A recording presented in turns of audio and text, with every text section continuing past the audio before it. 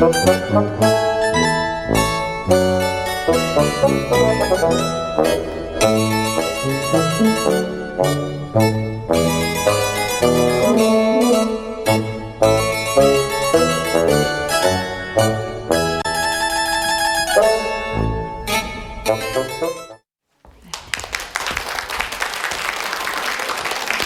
안녕하세요. 자, 여러분, 자, 세계 성문화와 성교육을 강의하고 있는 대한민국의 최고의 성교육 전문 강사 노미경입니다. 반갑습니다. 자, 여러분들 지금 초등학교 학부모님들이시죠? 네. 아, 어쩐지 근데 초등학교 학부모님 좀 전혀 안 보이세요. 다들 너무 젊으셔갖고, 다들 너무 젊고 예쁘셔가지고 초등학교 학부모가 아니라 여러분들 무슨 대학생처럼 보여요. 좀 너무 심하게 표현했어요? 네. 그 정도로 요즘 우리가 이제 그 대한민국 사람들이 나이가 그만큼 젊어 보이고. 근데 이제 그 애들도 이제 그런 표현을 한대요. 우리 엄마가 멀리서 왔을 때 막 뛰어가서 우리 엄마를 보고 친구들한테 인사하고 같이 이렇게 우리 엄마라고 소개하면 여러분은 최고인 거예요.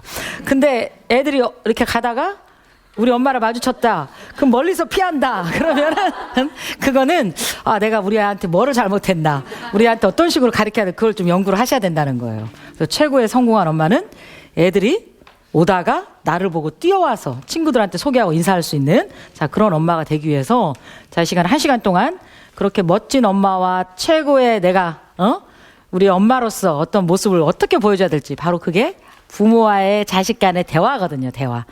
대화인데도 맨날 공부하라고 그런 대화만 하시지 말고 우리 아이가 어떻게 정상적으로 어떤 성에 대해서 또 여자친구가 있는지 아니면 어떤 거에 관심을 갖는지 요즘 인터넷 게임을 뭐를 하고 있는지 그런 걸 우리 엄마가 좀 관심을 보여주셔야 되거든요. 그래서 이제 그런 거를 저와 함께 이 시간 동안 1시간 동안 또 제가 이렇게 말씀을 좀 드릴 건데, 자 제가 이제 지난 시간에도 한번 이제 강의를 한 적이 있었고 이번에는 그 선진국의 성교육, 자 우리나라의 어떤 성교육의 어떤 문제점들이 어떤 게 있고, 그리고 선진국의 자녀 교육이라든지 선진국의 성교육들은 우리 또래의 아이들이 어떻게 학교에서 성에 대해서 교육을 받는지, 제가 그걸 이 시간 동안 이제 이 시간에 좀 말씀을 좀 드릴 건데요. 자, 제가 이제 그 가장 중요한, 우리가 옛날에 한때 전 세계적으로 굉장히 인기 있었던 책이 있었어요. 그게 화성에서 온 남자, 금성에서 온 여자라는, 그거 혹시 들어보셨어요? 네. 그거 들어보시는 우리 어머님 좀 연세가 있으신데 왜냐하면 그게 한 2000년도 1990년대 후반부터 좀 2000년도에 굉장히 전 세계적으로 인기가 있었는데, 우리가 같은 집에서 사는 남녀가 아니라 하더라도 너무나도 다른 이 성심리 때문에 전혀 다른 별에서 온 것처럼, 전혀 다른 별에서 온 것처럼 사람들이 서로 한 집에 살다 보니까 얼마나 많은 어떤 심리적인 트러블이 있겠어요. 심리적으로 서로가 안 맞다 보니까 뭐 싸움도 생기고 서로 간에 그런 어떤 부부 간의 갈등도 생기고, 그러네 부부 간에는 같은 또래라고 생각하기에는 같은 동시대에 살아가는 사람들끼리도 갈등이 있는데 자녀 간의 갈등은 아들하고 엄마하고 부딪힐 수밖에 없겠죠. 왜냐하면 전혀 다른 남자, 전혀 다른 여자인데 그 갭이 또 있어요. 그러다 보니까 아들하고는 많이 싸워야 돼. 싸울 수밖에 없는 게 그 현실적인 상황이고, 아들하고는 자꾸 부딪히는 게 우리가 아예 다른 별에서 온 것처럼 느껴지는 거거든요. 그래서 그런 어떤 남녀 간의 성심리의 차이가 어떤 것들이 있는지 제가 이제 성심리의 차이를 좀 딱 살펴봤는데, 가장 남자 여자의 큰 차이점 뭔지 아세요? 바로 후각적인, 시각적인 바로 차이예요. 특히 시각들. 제가 어떤 일이 있었냐면 이 초등학교 또 중학교, 고등학교, 대학교 그리고 어른들 뭐 20대, 30대, 40대, 50대, 60대, 70대, 80대 죽을 때까지 제가 모든 연령층을 다 초월해서 제가 강의를 하는데요. 제가 궁금하잖아요. 도대체 남자들은 어떤 여자를 좋아할까? 그래서 이 남자의 성심리를 딱 봤을 때도 느끼듯이 제가 딱 물어보죠. 애들한테, 초등학교 애들한테도 어떤 여자친구가 좋아? 어떤 여자친구를 사귀고 싶어? 하면 하나같이 대답을 어떻게 할 줄 아세요? 예쁜 여자. 너무 잘 아시네요. 애들이 초등학교 애들이라 하더라도 물어보면 예쁜 여자를 만나고 싶다는 거예요. 그리고 중학교 애들도 마찬가지로 예쁜 여자. 그리고 고등학교 예쁜 여자. 당연히 대학교 애들은 예쁜 여자. 그리고 거기에다가 날씬하고 예쁘고 그리고 또 좋아하는 스타일이 긴 생머리. 어른들이 된다 하더라도. 그래서 20대, 30대, 40대, 50대, 60대 죽을 때까지 모든 남자들이 젊고 이쁜 여자를 선호를 하는 거예요. 그것도 젊고 이쁜 여자, 이렇게 긴 생머리. 그래서 도대체 이 남자들이 갖고 있는 도대체 그 생각과 사고는 어떤 게 있길래 저렇게 젊고 이쁜 여자만 좋아할까? 남자들의 머릿속에는 그만큼 새롭고 싱싱한, 그래서 그 젊고 이쁜 여자 중에서도 어제 본 사람은 싫어. 오늘 처음 본 사람이어야 돼. 무조건 새로워야 돼. 무조건 오늘 처음 본 사람. 그 정도로 남자들의 흔히 말하는 그 성 호르몬인 테스토스테론 자체가 어떻게 하면 새롭고 처음 본 사람이 좀 나하고 좀 밀접한, 나하고 좀 이렇게 사귀어볼까, 그런 생각을 한다는 거예요. 그렇기 때문에 우리는 이걸 알고 시작을 해야지 남자들의 심리를 이해할 수 있다는 거죠. 남자들이 가장 그래서 좋아하는 게 시각적으로 첫 번째 마음에 드는 그런 사람을 사귀고 싶어 하는 거예요. 그러면서 굉장히 충동적이고 육체적이고, 어떻게 하면 조금 더 강하게 좀 스킨십을 해볼까, 좀 그러면서 어떻게 하면은 내가 이 여자를 좀 정복을 해볼까, 그 흔히들 남자들이 말하는 그런 스타일로, 그런 거에 비해서 남자들은 지속성이 떨어져. 막 처음에 좋다고 막 불 끓듯이 좋아하다가도 내가 원하는 목적을 달성을 하면 또 확 돌아서는 게 남자들이에요. 남자들의 성심리, 테스토스테론, 아까 제가 말씀드렸다시피 그런 부분들, 그러면서 성과 사랑을 분리를 시켜요. 지속적으로 영원하지 않아. 그게 남자들의 가장 큰 성심리의 특징이라면, 우리 여성들은 어떠냐? 굉장히 낭만적이고, 그리고 중요한 건 성과 사랑을 연결을 시켜요. 그리고 우리 여성분들은, 여자들은 물어보면 어떤 남자친구가 좋냐, 물론 처음에는 뭐 키도 크고 멋지고 잘생기고 그런 사람 좋아한다고 얘기는 할 수 있지만, 진정으로 내가 좋아하고 사랑하는 사람을 만날 때는 정말 나하고 어떤 다른 면, 그리고 어떤 성격도 너무 좋거나, 아니면 정말 남을 배려하거나, 아니면 내가 갖지 못한 어떤 지적인 그런 능력을 갖고 있거나, 그리고 거기다가 정말 운동을 잘하거나 뭔가 특별하게 이 사람만이 잘할 수 있는 그런 것들이 있으면 정말 그 남자에 대한 관심을 더 갖게 되고, 그리고 더 중요한 거는 외모나 뭐 그 사람이 키가 크고 멋지고 잘생긴 건 하나도 안 보게 돼요, 나중에는. 그러면서 진심으로 사랑하는 감정이 생길 때는, 이 존경하는 마음이 생겼을 때, 아, 이 남자는 다른 사람이랑 비교를 해봤을 때 정말 존경할 수 있는 이런 사람이다. 그런 마음이 들면 여성들은 그 남자에 대한 사랑의 감정이 생기면서 본격적으로 사랑과 성이 연결이 되는 거예요. 그게 바로 남녀 간의 가장 큰 어떤 성심리의 차이점인데, 그렇다면 이 성심리의 차이점은 이러는데 남자 여자의 뇌 구조를 싹 들어가 버렸어. 네, 정말 이 머릿속을 안을 딱 들어갔더니 남자의 모든 머릿속은 어떻게 하면은 좀 성과 관련된, 남자들은 성과 관련된 모든 것들은 다 그렇게 가장 큰 관심을 보여요. 그러면서 가장 중심에 성이 있죠. 가장 중심에. 그리고 남자들은 말했다시피 운동하는 거 좋아하고 또 어리석고, 그리고 뭐 텔레비전이라든지 뭐 컴퓨터 한번 딱 시작을 하죠. 그럼 거기에 딱 빠져들면 가서 깨워도 때려도 몰라. 불러서는 절대, 그 엄마들의 목소리가 커질 수밖에 없는데, 그래서 신체적인 접촉을 해서 빨리 일어나서 밥 먹어라 해줘야지 정신을 차린 게 남자들의 특성이에요. 남학생들의 특성이에요. 그리고 남성의 특성이라는 거. 그러면서 남자들은 또 가장 또 뇌 구조를 한번 알 수 있지만, 여러분들이 만약에 밥을 이렇게 해놓고 반찬을 차려놓고 이렇게 뭐 식탁에다 올려놓는 경우도 있지만, 냉장고에다 만약에 이제 뭐 지금 날씨가 더우니까 이렇게 넣어놨어요. 그래서 애들한테 또는 남편한테 냉장고에 음식 꺼내서 먹어 하고 이렇게 알려주죠. 그럼 그 음식을 잘 못 꺼내요. 냉장고는 이미 갇혀진 공간이잖아요. 남자들은 넓고 광활하게 뭐 이렇게 그런 세상을 바라봐야 되는 게 남자들의 어떤 성심리 안에 이렇게 들어있는 건데, 테스토스테론 안에 갇혀있는 공간을 잘 못 찾는 거예요. 그래서 밥을 잘 못 꺼내 먹어요. 왜 못 꺼내 먹었냐, 너 이거 안 먹었냐, 뭐라고 하시면 안 돼. 그리고 장롱 안에 남편한테 이쁜 넥타이 다 이렇게 해놨고, 또 와이셔츠도 해놨고, 뭐 속옷 양말 딱 해놓죠. 못 찾아서 신어요. 그걸 못 찾아. 왜냐하면 그 닫혀있는 공간 안에서 광활한 생각을 갖고 있다 보니까. 그래서 그런 특징들이 있다 보니까 그걸 이해를 해주셔야지, 너네 밥도 못 먹고 그것도 냉장고에 있는 것도 못 꺼내 먹냐, 그렇게 하시면 안 된다는 거예요. 그리고 이 남자들 같은 경우는 그러면서 뛰어난 능력을 갖고 있는 게 공간적인, 그래서 어디 가서 길을 찾아라, 어디 가서 뭐를 예, 어디 뭐 다녀와라. 굉장히 잘 알잖아요. 뭐 운전할 때 주차 얼마나 잘해요. 우리는 전혀 잘 모르는데.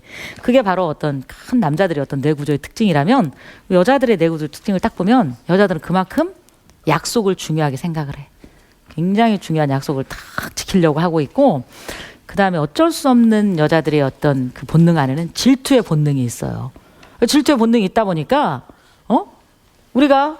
내가 정말, 우리 남편하고 딱 걸어가는데, 우리 아들하고 걸어가는데, 우리 아들이 나를 안 보고 괜히 지나가는 여자친구 봤다. 그럼 나도 모르게 좀 서운함이 느껴지고, 우리 남편한테도 그런 느낌이 드는데, 우리 여성들의 어떤 그 뇌 구조를 보면 약속과 그리고 질투가 느껴지고, 그 다음에 정말 만났다 뭔가 대화를 통해서 일단 이런 표현을 그렇죠. 수다를 떨어줘야지. 그래야지 이런 모든 스트레스가 풀리는 거예요. 이건 지금 내 구조에 이렇게 들어있기 때문에, 그래서 우리 여성분들한테는 친구가 정말 중요하고 내 마음을 얘기를 들어줄 수 있는, 그러면서 내가 갖고 있는 애에 대한 문제라든지 아들에 대한 문제라든지 내지는 뭐 시댁과의 갈등을 다 친구를 통해서 다 풀어줘야 되는 거예요. 그게 최고의 스트레스 푸는 최고의 좋은 방법이니까. 그걸 아기가 있어서 뭐 남의 얘기를 하는 게 아니라 그건 어쩔 수 없이 내가 나를 풀기 위한 그런 거기 때문에 서로 이해하고 받아준다면 수다가 그렇게 좋은 거예요. 응? 아시겠죠? 그래서 수다를 좀 풀어주고, 그러고 이제 여자들은 조금 어디 걷자고 막 나 힘들어서 못 걸어 하다가 오늘 쇼핑센터에서 한 몇 시간을 걸어도 힘 안 들어요. 내가 원하는 좋은 거 오늘 카드 하나 딱 들고 내가 뭔가를 쇼핑을 한다. 이것처럼 기쁘고 즐거운 게 어디가 있겠어요. 그러면서 또 스트레스를 싹 풀게 되고. 그래서 이 남녀 간의 이런 차이를 좀 이해를 하고 성심리의 차이부터 뇌구조를 이해를 해야지 우리가 이 화성에서 온 남자, 금성에서 온 여자 전혀 다른 별에서 사는 사람들이 조화를 이루고 한 가정을 잘 이루고 살 수가 있는 거예요.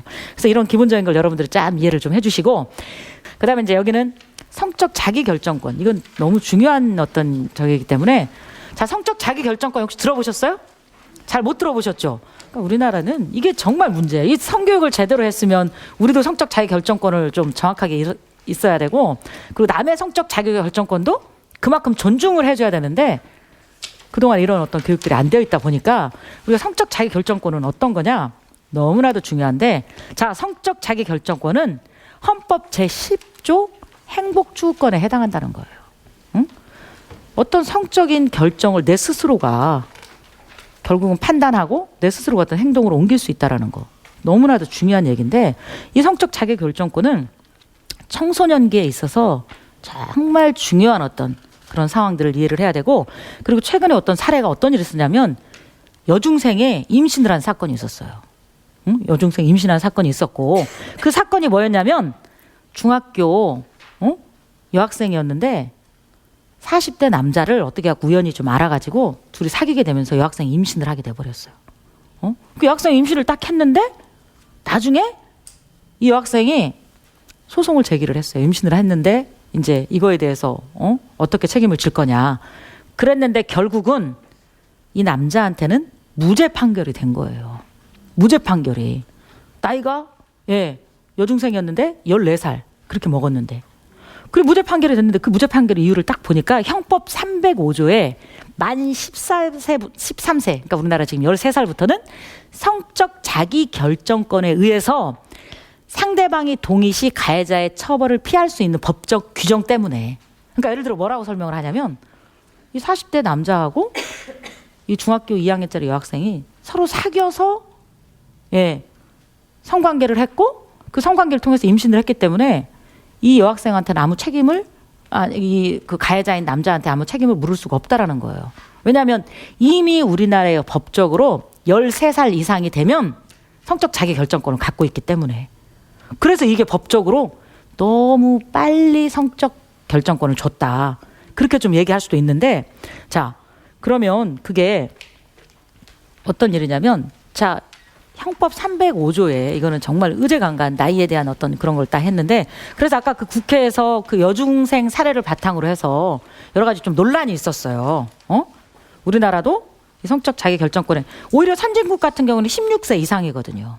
16세 이상. 16세 이상에서 성적 자기결정권을 내려줘야지 얘들이 정확한 판단을 하고 내가 누군가를 사귀었을 때 그거에 대한 책임을 질 수 있다. 근데 우리나라는 이런 제대로 된 성교육도 안 이루어진 상태에서 13살이라고 하는 이 어린 나이에 너무 빨리 성적 결정권을 준 거 아니냐. 뭐 그렇게 생각할 수도 있겠죠. 그래서 그것 때문에 2012년도에 국회에서 한번 논의가 있었어. 16세를 좀 높이자. 이건 아이들한테 아직은 너무 성에 대한 성숙도가 낮은, 아직도 제대로 된 성에 대한 성숙도가 교육이 제대로 안 된 상태에서 또 솔직히 너무 낮은 어린 나이에 이게 좀 이루어지지 않았나 했는데 그게 처리가 되지 않았다라는 거예요. 처리가 돼 청소년의 성의식 발달 수준이 그만큼 발달했다라고 하는 그 전제하에서 만들어졌기 때문에 그게 아직 처리가 안 돼서 현재까지 우리나라는 성적 자기 결정권을 갖는 나이가 만 13세 이상이라는 거. 그렇기 때문에 13세에 내가 어떤 성적 행위를 해도 그게 법적인 제재를 받지 않는다라는 거.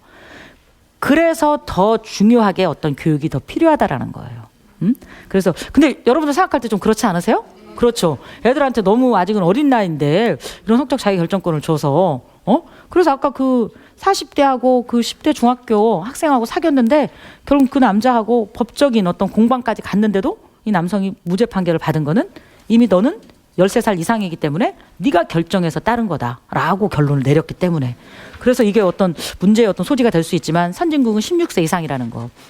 그걸 여러분들이 좀 알았으면 좀 좋을 것 같고요. 그래서 이제 제가 이제 그 선진국의 어떤 좀 성교육 방법을 좀 말씀을 드릴 건데 자, 제가 이제 그동안에 이제 외국을 쭉 다니면서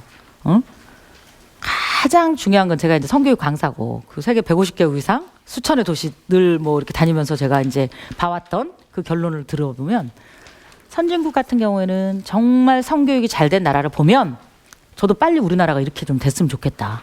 그런 생각이 들어요. 어렸을 때부터 체계적으로 연령별로 제대로 된 성에 대한 교육과 성에 대한 인지적 교육과 그런 인격적인 교육이 안 되다 보니까 이 어른들이 되어서도 아직도 남녀 간의 어떤 성에 대한 이중적인 그 결론을 갖고 있어요. 그래서 어떤 사회적인 지위와 욕망이 있는 사람들도 그걸 쉽게 생각을 해서 막 성희롱과 뭐 성폭력을 하는 경우가 있는데 기본적인 성교육이 안 되어 있다 보니까 이제 이런 사건이 발생이 된다고 저는 생각을 하고 있거든요. 선진국의 어떤 제가 이제 지도를 딱 보여드리면 우리나라가 얼마나 대한민국이 대단하고 제가 여행을 통해서 정말 우리나라는 정말 대단한 나라구나. 그리고 대한민국 국민으로서 굉장히 큰 자부심이 느껴지고 만약에 진짜 어렵고 가난한 그런 나라에 제가 태어났으면 어떻게 이렇게 자유롭게 세계 150개국 이상 여행을 다니겠어요. 전 그래서 실은 어른들만 보면 자연스럽게 존경하는 마음이 생겨요. 그분들이 그만큼 정말 우리 어려운 그런 그 경제적인 성장을 이뤄놨고 그렇기 때문에 저는 그걸 바침으로 해서 그걸 제가 또 외국을 다녔던 그런 좋은 경험을 했기 때문에 그리고 그런 좋은 경험을 통하다 보니까 어떻게 하면 우리나라 좀 교육도 선진국처럼 이렇게 제대로 된 성교육이 좀 생겨서 성희롱 성폭력이 없는 나라가 좀 될 수 있게끔 좀 해야 되겠다 그런 생각이 들었던 거죠. 근데 제가 이제 지도를 딱 보여드리면 이건 이제 세계 지도고 이제 이게 바로 이제 북유럽 지도. 그래서 이 북유럽이 노르웨이, 스웨덴, 핀란드, 덴마크가 정말 잘 사는 그런 나라. 그래서 기초부터 정상까지 요람에서 무덤까지 그런 단어 들어보셨죠? 그 단어가 바로 여기서 나올 정도로 모든 것들을 행복하게 국민 한 명 한 명이 살 수 있도록 국가에서 책임져주고 안전한 국가 시스템을 통해서 내가 내 하고 싶은 대로 국가를 믿고 따르면서 이 성에 대한 교육도 제대로 받았다라는 거. 그래서 이런 선진국의 성교육처럼 우리도 조금 앞당겨서 성에 대한 좀 인지적 교육을 좀 시켜보자 어떤 그런 생각이 들었는데 그래서 이제 제가 이제 몇몇의 나라들을 이렇게 좀 사례를 들어서 좀 말씀을 드릴 건데요. 자, 전 세계적으로 봤을 때 이 성교육이 가장 잘 되어 있는 나라들. 자, 스웨덴의 성교육은 자, 세계 최초 성교육이 1897년부터 그때부터 성교육이 시작이 됐다고 생각을 해보세요. 얼마나 대단한지. 그러면서 세계 최초 성교육을 공교육 도입 과정으로 1956년부터 시작을 한 거예요. 스웨덴이 얼마나 대단한데 아시겠죠? 그래서 그렇게 이제 성교육이 이루어지다 보니까 이 스웨덴의 아이들은 정말 인격적으로 어렸을 때부터 그 어떤 누구라 하더라도 인격적으로 대하면서 특히 어떤 성에 관련된 거는 내가 내 몸이 소중하고 귀하듯이 상대방도 그렇게 귀하고 소중하다는 거를 본인들이 먼저 인식을 하고 굳이 교육하지 않아도. 그러니까 그게 아동 때부터 체계적으로 선생님들이 교육을 받고 근데 우리나라의 어떤 성에 대한 그동안의 문제점들은 선생님들마저도 제대로 된 교육을 못 받고 엄마들도 내가 우리 아이가 어떤 성에 대해 질문을 했을 때 대답을 꺼려야 하는데 선생님들도 얼마나 그 힘들겠어요. 엄마들도 성에 대한 뭐 질문을 과감하게 이렇게 애들이 물었을 때 제대로 된 대답을 못 하는데 선생님들도 얼마나 부끄럽고 창피하고 그런 생각이 들다 보니까 제대로 대답을 못 해줘서 이런 어떤 성에 대한 문제점들이 발생이 된다라는 거. 근데 선진국은 진짜 스웨덴 같은 경우는 성교육 공교육에 1956년부터 이렇게 만들었고 학교 교장 선생님이 성교육을 총괄적으로 책임지고 성교육에 대해서 적극적으로 나서서 교육을 한다라는 거예요. 우리는 교장 선생님들은 굉장히 물론 지금은 이제 아니 옛날에 교장 선생님 훈화 말씀 딱 하시고 왠지 교장 선생님이 어떤 권위를 딱 지켜줘야지 우리가 제대로 된 학교 교육이 이루어진다라고 생각을 했고 교장 선생님이 어떻게 성에 대해서 어떻게 언급을 하겠어요. 그게 우리나라의 현실적인 학교 교육이었거든요. 하지만 여기는 안 그렇다라는 거. 오히려 교장 선생님이 더 아이들하고 더 친밀하게 그러면서 아이들이 갖고 있는 문제점들을 더 적극적으로 개선하고 더 적극적으로 아이들을 보호한다라는 거. 그래서 그런 교육인데 그러면서 굉장히 합리적이고 실질적인 교육을 하고 있고 그리고 가장 중요한 거는 학교에서 어떻게 하면 콘돔을 사용하고 어떻게 하면 성병이라든지 피임을 위해서 제대로 된 이 어떤 콘돔 사용법을 알려주는지 그리고도 이제 중요한 거는 처방전 없이도 언제든지 이제 피임약을 구입할 수 있게끔 이렇게 만들어졌는데 이제 그러는데 그만큼 성교육이 잘 되어 있다 보니까 애들이 정말 제대로 된 피임 방법을 알고 있어요. 피임 방법을 알고 있고 그래서 이제 그 스웨덴의 이제 뭐 그 유치원에 그래서 스웨덴의 어떤 그 성교육을 제가 살펴보면 스웨덴에 제가 이제 지난번에 이제 스웨덴 이제 다녀온 지 얼마 안 됐는데 스웨덴 수도가 이제 스톡홀름이었는데 거기 가서 애들 이제 교육하는 것도 직접 현장에서 가서 보죠. 애들 유아원 때 유치원 때부터 얘네들은 어떤 뭐 어린이 놀이 하잖아요. 뭐 너는 뭐 백설공주, 너는 백마탄 왕자 그런 단어 자체를 쓰질 않아. 똑같이 양성평등 교육이 이루어 있다 보니까 우리는 뭐 신데렐라라든지 백설공주 막 그런 단어 쓰잖아요. 얘네들은 그런 게 없어요. 그런 게 없고 아이들이 동등하게 그러니까 뭐 양성평등 교육이라는 그 단어 자체가 인지적 성교육에서부터 시작되다 보니까 굳이 학교에서 뭐 양성평등 시키자 그런 단어 자체도 쓰지 않을 때도 이미 성교육이 제대로 이루어지다 보니까 양성평등 교육은 체계적으로 그냥 그 자체로서 다 이해하고 자체로서 교육이 이루어진다는 거예요.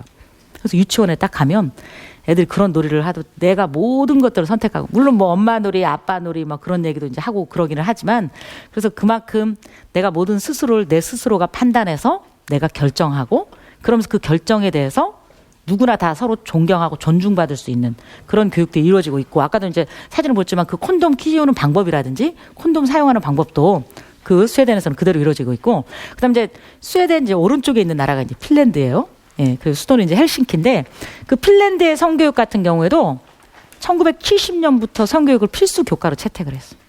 그리고 채택을 하고 연간 40 내지 50시간을 성교육을 시켜요. 우리나라는 지금 성교육 얼마큼 시키는 줄 아세요? 모르시죠? 엄마들이 가서 학교에서 관심을 가져줘요. 아니 우리 애 지금 학교에서 성교육 얼마큼 시킵니까? 하고 선생님한테 가서 물어야 되는데 지금 애들 얼마큼 성교육 받는지도 모르죠. 그러니까 연간 학교에서 정해놓은 거는 한 15시간 정도 뭐 20시간 정해놨긴 했지만 그것도 그렇게 제대로 안 이루어져 있고 그리고 뭐 이렇게 강당에서 하다 보니까 애들이 1대1로 눈을 마주치고 이 어떤 성이라고 하는 거는 인간의 가장 기본적인 교육인데 무슨 뭐 이벤트 뭐 저기 하듯이 행사하듯이 애들 다 모아놓고 뭐 이렇게 하는 거는 애들한테 그만큼 성에 대해서 가볍게 생각을 할 수 있는 그런 기회를 주는 거거든요. 절대 그렇게 하시면 안 되고 제대로 학교에 가서 한번 엄마들한테 따지셔야 돼요. 우리 엄마들이 선생님들한테 애들 제대로 좀 교육을 좀 시켜달라고 그렇게 해야 되는 상황인데 이렇게 제대로 된 성에 대한 교육을 시켜주는 우리는 뭐 이론적인 교육만 또 시켜요? 핀란드는 적나라하게 알려준다고 하잖아요. 도대체 이 적나라함이 어디까지인지 궁금하죠? 적나라함이 어디까지인지 진짜 제대로 된 애들이 그 제가 이제 조금 있으면 뭐 이렇게 말씀드리겠지만 제대로 된 뭐 인형놀이를 한다거나 아기 있을 때부터 유아 때부터 또는 뭐 그 연령별에 체계적으로 맞게 그리고 또 초등학교 애들 그야말로 적나라하게 시켜주는 거 어떻게 해서 엄마 아빠가 생겼고 어떻게 해서 됐다라는 게 말 그대로 그냥 그대로 애들이 궁금한 거를 그대로 다 알려주는 거예요. 그 애들이 혹시 이걸 또 받아들이고 또 잘못 또 충격적이지 않을까라고 하는데 이미 인지적인 교육이 되어 있기 때문에 적나라하지 않고 그리고 성에 대해 스스로 책임지고 결정하는 데 도움을 준다라는 거예요. 아까도 얘기했지만 그 성적 자기 결정권이 딱 주어지는 순간부터 내가 내 몸 관리나 내가 내 스스로 내 몸이 귀하고 소중한 만큼 상대방도 그걸 이해하고 인정할 수 있게끔 그걸 만들어 준다라는 거. 그게 이 선진국의 핀란드의 어떤 성교육의 최고 좋은 방법이고 그리고 이제 우리가 항상 주입식으로 우리처럼 대중을 모아놓고 선생님 혼자서 우리처럼 이 성교육 강사가 혼자 와서 막 쫙 강의를 하는 게 아니라 애들이 서로가 토론할 수 있게끔 남녀 간에 또 여자들끼리 남자들끼리 서로 이렇게 앉아서 성에 대해 자연스럽게 토론하는 거예요. 그러니까 상대방이 얘기를 다 들을 거 아니에요. 남학생들한테 물어봐요. 야, 너는 어떨 때 성적인 욕구가 느껴져? 그걸 대놓고 물어보면 난 네가 옷을 이렇게 입었을 때가 굉장히 좀 이렇게 성적인 욕구. 그런 거를 이제 얘기를 하다 보니까 서로가 주의할 건 주의하고 서로가 상대방을 존중할 땐 존중해주고 이게 바로 현장 교육이구나. 이게 바로 토론 교육의 가장 큰 장점이구나. 근데 그걸 느낄 수가 있는 거죠. 그래서 제가 이제 그걸 보러 느꼈는데 제가 이제 처음에 저도 성교육 강사를 딱 한다고 하니까 우리나라의 어떤 그 왜곡된 어떤 성문화가 얼마나 저한테도 그런 느낌이 들었냐면 제가 성교육 강사라고 어디 가서 인사드리죠. 그러면 굉장히 저를 좀 이렇게 여자가 성교육 강의를 해? 그리고 이제 뭐 결혼하기 전에 미혼인 여자가 자기 성이나 제대로 알고 강의를 할까? 우리나라 남성들이 갖고 있는 어떤 성에 대한 시각들. 아무리 제가 당당하게 성에 대해서 공부를 하고 또 당당하게 교육을 하려고 해도 저 스스로 강사인 저마저도 너무 부끄럽고 어쩔 땐 창피하고 이걸 어디까지 표현을 해야 될지 그런 생각이 들었거든요. 그러다가 제가 여행가로서 외국을 쫙 다니고 외국의 어떤 선진국의 성교육 방법을 보고 그리고 가장 중요한 가장 아름다운 유적을 보고 가장 중요한 문학 작품, 예술 작품들을 딱 보는 순간 모든 예술 작품과 문학 작품의 어떤 중심이 성과 사랑에서 비롯되어 있더라고요. 그런 성과 사랑에서 이제 비롯이 되다 보니까 이 아름다운 성을 통해서 사랑하는 사람과의 어떤 사이에서 일어난 최대의 쾌락과 즐거움을 주는 이 성이 잘못 교육되다 보니까 성교육 강사인 저마저도 이런 표현을 했구나. 그러니 학교 선생님들이나 우리 엄마들이 당연히 부끄러워할 수밖에 없다라는 거예요. 그래서 그런 어떤 좀 생각과 사고의 틀을 좀 우리가 깨자는 게 저희 오늘 강의의 목적이고, 근데 그게 가장 또 잘 돼 있는 나라가 덴마크였습니다. 덴마크 사람들은 우리가 흔히 알고 있는 OECD 국가 중에서 가장 행복 지수가 높은 나라가 덴마크예요. 이 사람들의 삶의 스타일은 휴게 라이프라는 거는 서로 친구들끼리 대화하고 작은 거에 만족하고 남한테 비교하지 않고 은은한 불빛에 차 한 잔 마시고 좋은 음악을 들으면서 친구들끼리 일상적인 삶의 대화를 나누면서 그 사람과 나하고 어떤 관계든 상관없이 그냥 옆에 있는 사람하고도 자연스럽게 얘기를 나눠요. 우리는 뭐 옆에 모르는 사람하고 얘기 잘 안 하잖아요. 자연스럽게 얘기를 나누다 보니까 그게 삶의 즐거움이에요. 너무 기쁘고. 그러면서 자연스럽게 아이들의 얘기를 하는 거예요. 우리 애들이 이러이러한 어떤 과정을 통해서 이렇게 난 아이를 키웠고 또 이러다 보니까 우리 아이한테 이런 특징들이 있고 그러면서 이런 어떤 성문제가 있고 그런 기본적인 것들이 엄마들끼리 서로 대화가 이루어지다 보니까 아이들끼리도 서로 친해지게 되면서 덴마크 최고로 추구하는 삶의 목표가 휴게 라이프. 작은 거지만 만족스럽고 행복하게 사는 거. 그게 이제 그 덴마크인데 물론 이제 전 세계적으로 행복 지수가 높은 나라는 또 부탄이라고 아마 들어보셨을 텐데 그런 것처럼 우리의 마음이 그만큼 중요하다는 거예요. 그래서 그 덴마크의 성교육은 마찬가지로 1970년대에 의무교육이 됐는데 이 덴마크의 성교육을 쭉 들어보면 이 동성애도 덴마크에서는 그냥 법적으로 허용을 해주는 거예요. 우리나라뿐만 아니라 전 세계적으로 보수적인 국가에서는 이걸 어떻게 받아들여야 될지, 이거에 대해서 어떻게 우리가 국가적인 차원에서 어디까지 인정을 해줘야 될지 굉장히 이거는 조금 좀 굉장히 심각한 문제고 예민한 부분인데 덴마크에서는 세계 최초로 성적 소수자들에 대해서 인정을 해주고 제가 지난번에 이제 덴마크에 갔더니 덴마크에서는 그것도 이제 그만큼 인간의 가장 기본적인 행복을 추구할 권리를 갖고 있다고 말씀드렸잖아요. 휴게 라이프. 그러다 보니까 그것도 이해하고 그러면서 그 사람이 추구할 수 있는 행복을 개인의 일이라면 남한테 피해주지 않는다면 용인하는 사회가 바로 덴마크다 보니까 그만큼 행복하고 지금 옛날에는 뭐 성병과 뭐 피임에 이제 뭐 초점을 줬다면 지금은 어떤 거냐? 출산의 중요성. 그리고 우리가 이왕이면 아이를 낳아서 키울 때 너무 이렇게 나이가 들었을 때 아이를 낳는 것보다 적당한 나이 때 아이를 낳자 해가지고 성교육의 초점이 피임에서 지금 출산으로 바뀐 거예요. 그러니까 어떻게 하면 좀 아이를 좀 많이 낳을 수 있는 그런 세상을 만들까? 자, 우리나라가 지금 굉장히 제가 개인적으로 좀 걱정이 되는 거는 어떤 일이냐? 출산율이 너무 저조하다라는 거. 정말 그 세계의 어떤 경쟁력을 키우려고 하면 저는 좀 아이들이 좀 많이 이렇게 좀 태어나야 되는데 그래서 우리나라도 좀 그런 환경과 그런 여건들이 좀 조성이 돼서 좀 젊은 친구들이 빨리 결혼해서 좀 이쁜 애기들 좀 많이 낳고 좀 그런 생각이 드는데 바로 덴마크 같은 경우도 피임에서 출산으로 이렇게 상황이 바뀌었다는 그러니까 이미 그 피임 교육이 제대로 됐다라는 거예요. 그리고 이제 제가 이제 선진국도 성교육 중에서 자, 네덜란드의 어떤 성교육을 보시면 자, 여러분들이 뭐 네덜란드 하면 떠오르는 거 있으세요? 생각나는 거. 뭐 어떤 게 생각나세요? 응? 네덜란드 튤립. 오, 좋아요.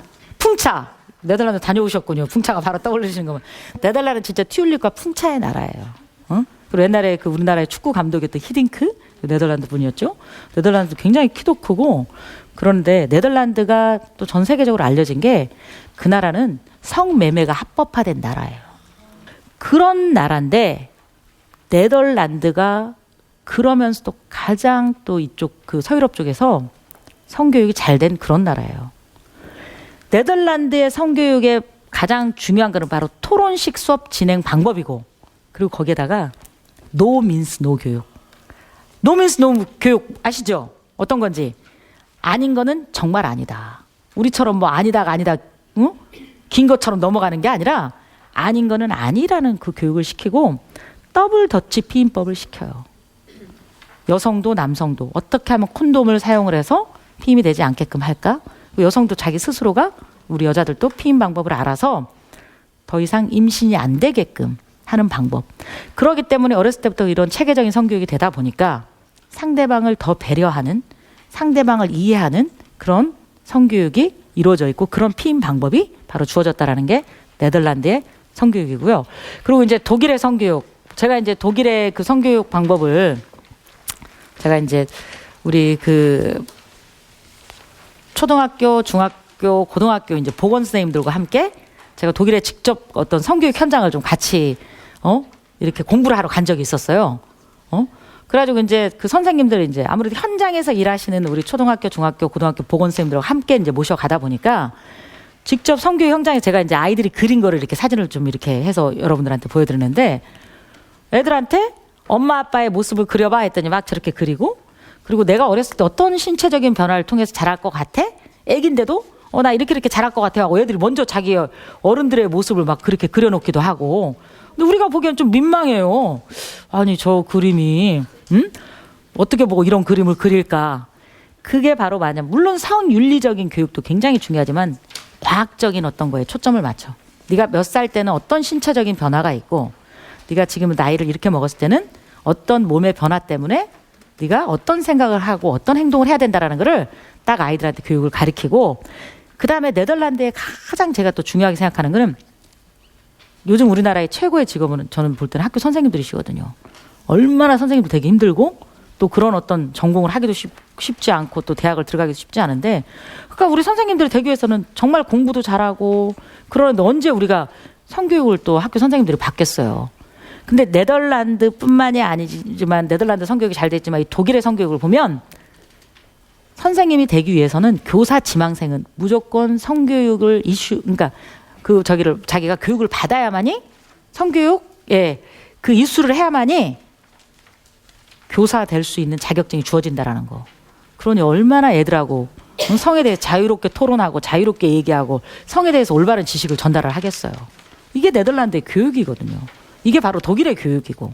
그래서 이런 독일의 교육들이 정말 잘 되어 있다 보니까 이 독일 교육들을 따라서 하는 그 현장 학습들이 굉장히 많고 그리고 이제 그 어떤 성교육이 우리가 이제 그 국민의 어떤 공통적인 교육 과정 속에 이제 포함되어 있는 필수 과목이고 그다음에 이제 학년별 맞춤형 교육이라고 이렇게 말씀을 드렸는데 이제 여러분들이 그 네덜란드의 어떤 성교육 그다음에 이제 또 독일의 성교육 이렇게 살펴보셨는데 이제 프랑스의 어떤 성교육을 제가 말씀을 드리면 자 프랑스는 정말 자연스럽게 어떤 그런 교육이 이루어져 있고 프랑스 같은 경우는 정말 누구를 만나든 어떤 인격적으로 평등하게 또 대하는 나라. 프랑스의 어떤 그 가치와 이념이 똘레랑스, 관용을 베푸는 그런 어떤 프랑스는 그러다 보니까 시민이 한 명 한 명들이 최고의 어떤 자기의 표현을 하게 되는 바로 그런 나라. 그렇기 때문에 개인의 어떤 자유로움과 개인이 느낄 수 있는 그런 모든 것들을 또 국가에서 인정해주는 그러다 보니까 프랑스는 1973년부터 이제 성교육이 이루어졌는데 중요한 거는 프랑스가 지금 안고 있는 문제가 또 한 가지는 있어요. 제가 또 물론 마찬가지로 프랑스도 직접 현장 교육을 제가 갔었거든요. 직접 현장 교육을 가서 그 프랑스의 성교육 선생님들께 어떤 식으로 강의를 하느냐고 제가 이제 또 이렇게 연수를 다녀왔는데 막상 가서 들어보니까 다문화 학생들이 있다 보니까 이걸 국가적으로 좀 약간 종교적으로 어떻게 접근을 해야 될지 그런 좀 고민은 있지만 그래도 보편적으로 우리가 이해하고 인지적인 성교육을 시킬 수 있게끔 정확하게 표현을 하는 거야. 정확하게. 응? 그래서 우리나라도 지금 뭐 시대적인 상황에 따라서 우리나라는 이제 글로벌하게 이제 뭐 다문화 어떤 가족들도 많이 있고 한데 그래서 그들의 어떤 생각과 사고에서 우리가 조금 약간 좀 생각이 다를 수는 있겠지만 그걸 이해하고 존중을 해줘야 된다는 거예요. 응? 그래서 이 프랑스의 어떤 성교육을 보면서 예대로 된 어떤 8학년, 9학년 되면 우리나라 따지면 한 중학교 1, 2, 3학년 애들한테 연간 30 내지 40시간 이상 성교육을 하고 그리고 콘돔을 항상 무료로 언제든지 쓸 수 있게끔 콘돔을 언제든지 사용할 수 있게끔 그걸 가르친다는 거예요. 그리고 이제 우리가 가장 가까운 일본 우리가 어느 순간 그 아이들이 제가 이제 그 직접 학교에서 이렇게 물어보고 이제 뭐 성인들도 그렇고 뭐 초등학교 애들이 뭐 요즘 하도 음란물을 많이 접한다고 해서 그 음란물을 어떤 걸 보는지 봤더니 그래도 일본 거를 가장 많이 보고 있더라고요.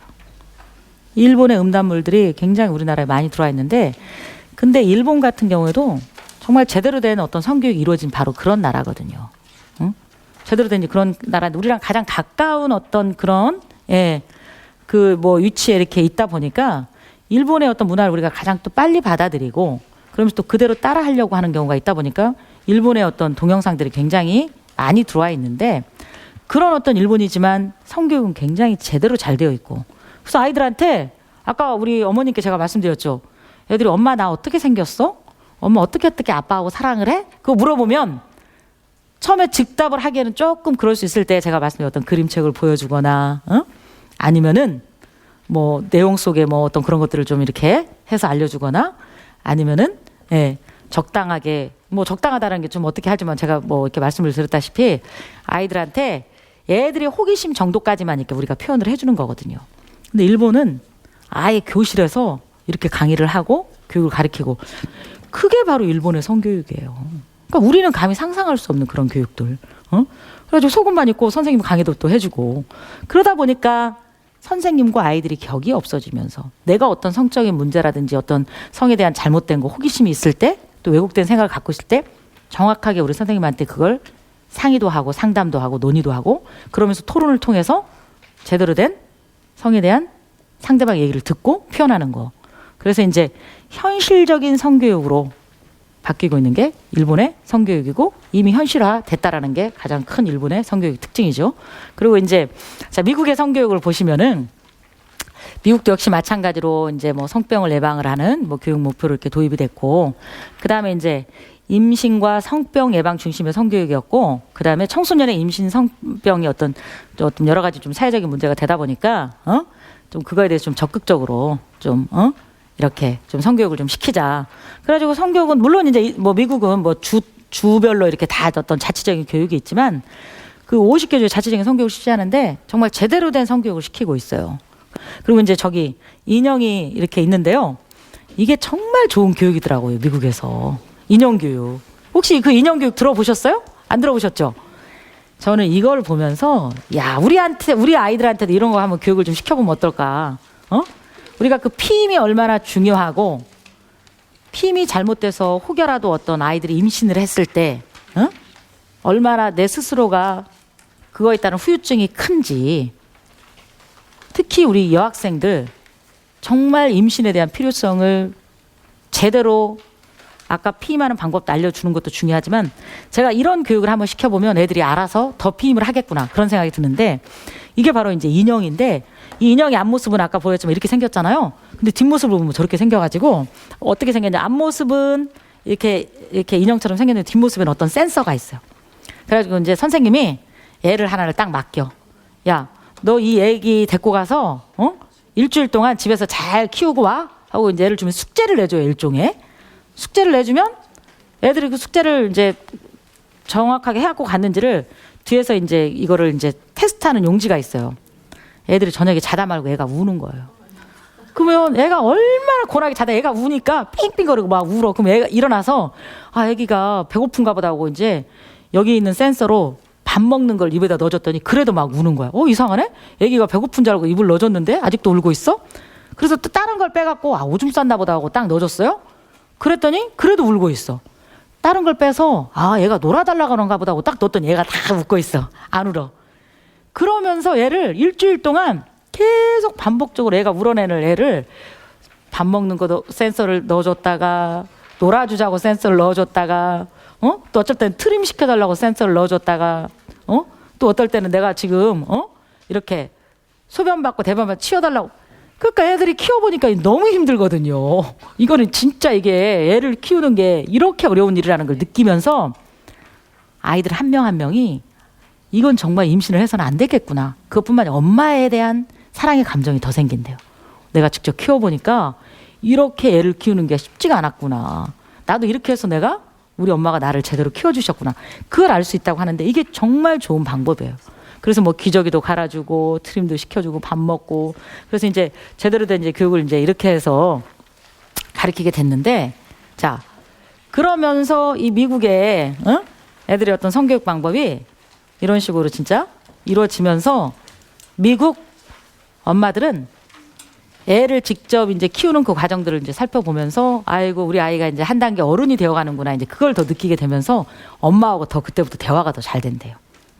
그러면서 애들이 엄마를 더 이해하게 되고 그래서 우리들도 좀 저런 거 한번 해보면 얼마나 좋을까. 근데 우리는 현실적으로 애들 공부해야 되는데 애들이 저녁에 자야 되는 애를 옆에서 애기가 저렇게 인형 하나 갖다 놨는데 뭐 삥삥 울고 그래봐요. 뭐 애들이 어떻게 공부를 하겠어요. 그렇다 하더라도 한 번쯤은 아이들 교육을 위해서 또 저런 것도 좀 필요하지 않을까. 뭐 저런 것도 있지만 제가 이제 아무래도 좀 방송이고 하다 보니까 뭐 제대로 못 보여주지만 이 독일의 어떤 그 성교육들 보면 진짜 제대로 된 그 인형이 쫙 있고 제대로 된 만화가 있어. 그래서 어떻게 하면 아이가 생기고 그야말로 아까 적나라한 표현 제가 말씀드렸죠. 또 어떻게 하면 내가 뱃속에서 자라났고 그래서 어떻게 어디를 통해서 내가 태어났고 그렇게 해서 내가 어떻게 성장을 했는지 그러면서 내가 생애 주기를 성을 통해서 내가 태어난 방법들을 그대로 독일에서는 보여주거든요. 근데 이제 제가 이제 뭐 이렇게 하다 보니까 여러분들한테는 이제 이 정도의 어떤 표현만 하는데 그런 어떤 교육을 받은 선진국의 학생들과 우리나라의 성교육의 어떤 여러 가지 현황과 대처 방안들 그리고 이제 가장 중요한 우리 엄마들의 어떤 성에 대한 태도 그리고 아이들과 어떤 식으로 이제 앞으로 성에 대해서 좀 대화를 할지 그 방법에 대해서 좀 알려드릴 거고요. 그리고 이제 선생님들도 역시 마찬가지로 그래서 그걸 좀 말씀을 좀 드릴 건데 자 우리나라의 어떤 성교육의 어떤 가장 큰 지금 현실적인 문제와 그 어떤 현황에 대해서 말씀을 드릴 건데요. 아까도 말씀드렸지만 이런 큰 강당에 선생님이 성교육 강사 선생님이 성교육만 전문을 하는 물론 선생님이죠. 내가 직접 우리 담임 선생님이 아닌 우리 교장 선생님이 아닌 그냥 외부 강사가 와서 1년에 몇 시간을 의무적으로 해야 되는 거기 때문에 와서 이렇게 강의를 하는 거예요. 제가 아까도 말씀드렸지만 성은 전 인격적인 교육이고 어찌 보면 가장 인간의 어떤 본질적이면서 가장 본능적인 그런 욕구와 함께 그 눈높이와 함께 그걸 어떻게 조절하고 통제하는 방법부터 그러면서 다른 사람도 함께 이해하고 인정하는 그 교육들이 이루어져야 되는데 그거는 전혀 안 이루어지고 그냥 성에 대해서 교육해야 되니까 의무적으로 막 딱딱딱 하는 거예요. 그러니까 애들이 너무 쉽고 가볍게 생각할 수가 있다는 거예요. 애들 학교에서 혹시 성교육 제대로 받아본 거 혹시 뭐 이렇게 보셨어요? 안 보셨죠? 그러니까 우리 지금 어머님들이 다 고개를 이렇게 저으시는 게 제대로 받았다면 네 그랬습니다라고 얘기를 할 텐데 지금 교육이 안 되고 있다는 거예요. 애들이 그 교육만 제대로 된다면 정말 그 청소년기 솔직히 진짜 애들 고민 많거든요. 제가 그 학교에서 제가 현장에서 제가 있다고 말씀드렸잖아요. 애들 그 상담을 들어보고 그랬는데 이런 이벤트성 강의가 이렇게 그러니까 대강당에서 그리고 저도 어쩔 때는 제가 강의를 딱 하러 왔을 때 제일 안타까운 건 그나마 이렇게 강당에서 많은 아이들의 어떤 그 태도라든지 그 눈높이를 좀 그나마 맞춰서 이렇게 보면 다행인데 심지어 제가 어떤 데 가서 강의를 하는 줄 아세요? 학교 방송실. 이걸 아무도 없는 혼자 방송을 하려고 하니까 그거 혹시 아시겠어요? 어떤 느낌인지? 혼자 방송을 해요. 그럼 애들이 각 반에서 TV 보고 있어. 다. 그 TV 보고 지나간 애들한테 물어봐요. 선생님인데 아까 내가 강의를 했는데 제대로 강의를 들었어? 아니요? 애들 그러는 거예요. 저는 그게 좀 제일 안타까웠어. 그거는 진짜 때우기 위한 수업이거든요. 응? 그러다 보니까 TV를 통해서 하다 보니까 제가 애들이 강의를 듣는지 뭐 딴짓을 하는지 애들이 지금 뭐 제대로 된 제 목소리를 인지를 하고 받아들이는지 하고서도 저는 굉장히 이걸 제대로 교육을 한 것 같은 느낌이 오히려 애들한테 어떤 성에 대한 교육만 반감을 주지 않았나 떨어뜨리지 않았나 그런 생각이 오히려 들었다라는 거예요. 그랬는데 이런 어떤 대강당과 방송실은 저는 무조건 없애야 된다고 생각을 하고 있고 그다음에 성교육 시간이 짧아. 아까도 말씀드렸지만 1년에 15시간. 아까 뭐 독일이라든지 스웨덴, 핀란드 성교육 시간 40-50시간, 7, 80시간 막 그렇게 되는 그 성교육 시간이 있는 반면 우리는 1년에 15시간. 그런 데다가 이렇게 대강당에 사고 있고 그런 데다가 또 혼자서 저 혼자 벽 보고 막 하고 있다니까요. 그러니 얼마나 제가 무슨 교육을 하겠냐고요. 그런 어떤 교육이었고 그다음에 아까도 얘기했지만 실질적인 적나라한 제대로 된 애들이 뭐를 궁금해하고 뭐가 관심 있고 지금 내가 당장 안고 있는 문제점이 내가 누구 지은이를 사랑해. 내가 우리 성훈이를 좋아해. 애가 막 나한테 어떤 스킨십을 요구를 하는데 이거에 대해서 내가 어디까지 대처를 해야 될지 그런 실질적인 교육은 전혀 안 하고 애들아 정자는 어떻고 난자는 이렇게 해서 만나고 우리가 임신할 수 있으니까 조심해라. 그런 교육들이 아무 현장에 도움이 안 된다라는 거예요. 그게 어떤 문제의 이론에 치우친 교육이고 그래서 바로 교과서적인 교육이라는 게 바로 거기서 나온 거거든요. 교과서적인 교육. 그리고 잘못된 애들이 어떤 아까 보셨죠 동영상 뭐 일본의 어떤 야동 아무리 우리 어머님들이 지금 애들 통제를 한다고 해도 그 통제가 안 돼요.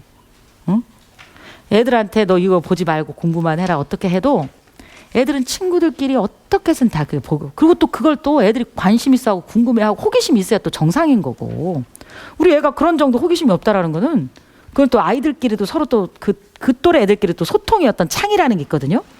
그래서 애들끼리 서로 뭐 게임도 하고 뭐 이런 것도 서로 얘기를 하듯이 우리 옛날에도 우리 어렸을 때도 서로 좀 어느 정도 옛날에 야한 잡지 있잖아. 그거 다 돌려보고 그랬잖아요. 그때는. 지금 아이들은 그런 것도 중요하지만 이런 어떤 방송을 통해서 본다라는 거예요. 뭐 인터넷 대중매체를 통해서.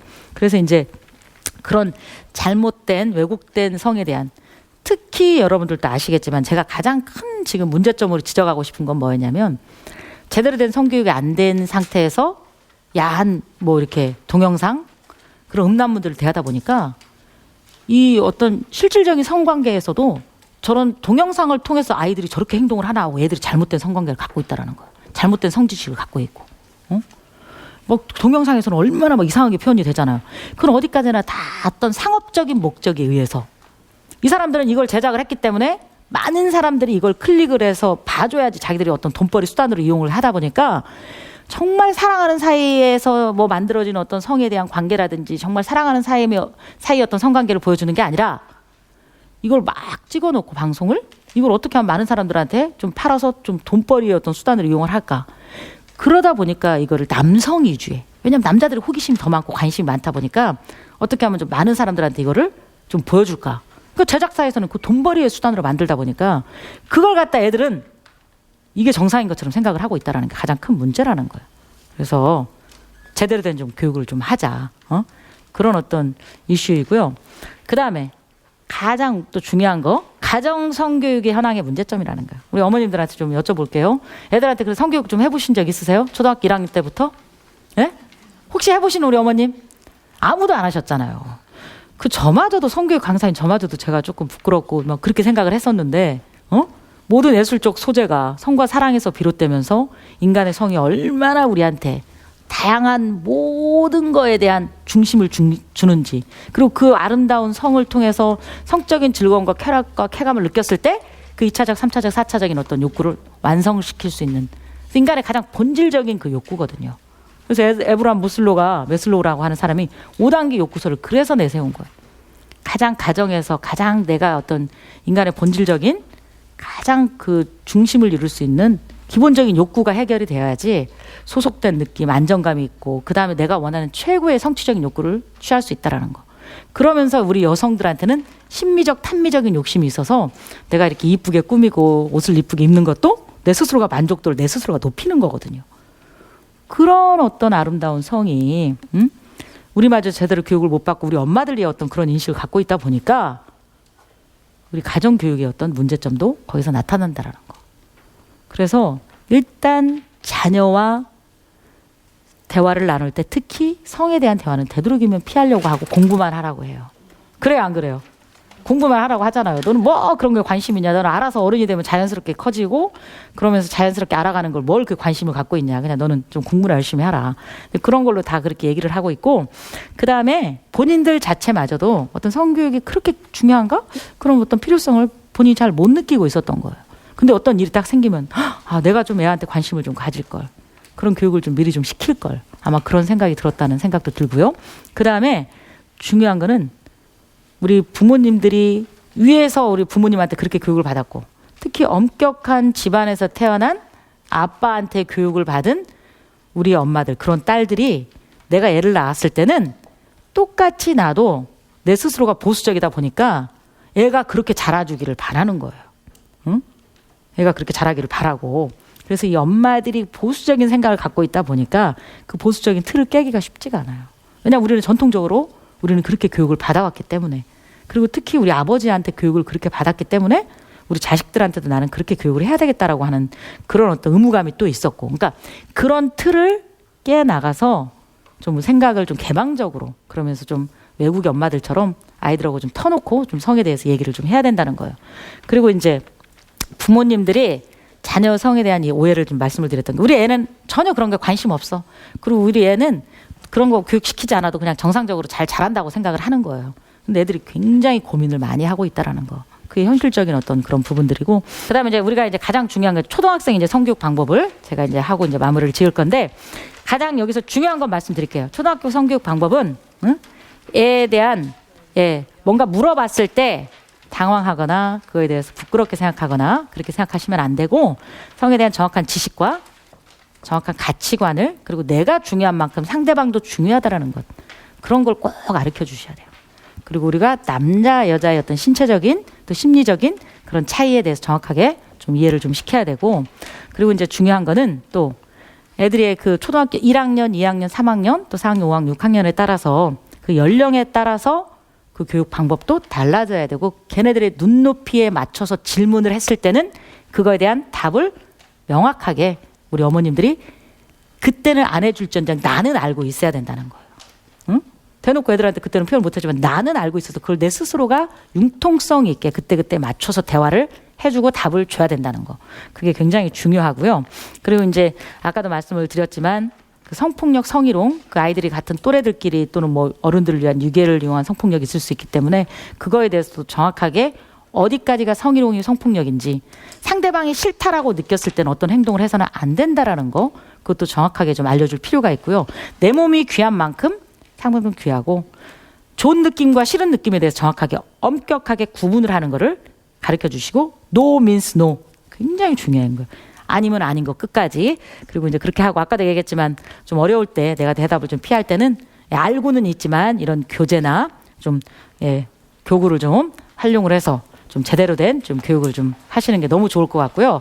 그래서 오늘 뭐 여러분과 함께 뭐 다양한 뭐 성에 대한 뭐 어떤 뭐 교육하는 방법이라든지 또 선진국 성교육의 어떤 사례나 또 방법들에 대해서 이제 말씀을 드렸는데, 좀 어떻게 좀 도움이 되셨습니까? 네. 아유, 다행이에요. 저는 우리 어머님들 성에 대해서 많이 아실 줄 알고 뭔가 이렇게 좀 제대로 된 좀 얘기를 좀 하려고 했는데 생각보다 너무 모르시고 계셔가지고, 아무튼 다음에 또 기회가 된다면 여러분하고 조금 더 성에 대한 좀 진지한 또 대화를 좀 나누도록 하겠습니다. 오늘 끝까지 시청해 주셔서 고맙습니다. 감사합니다.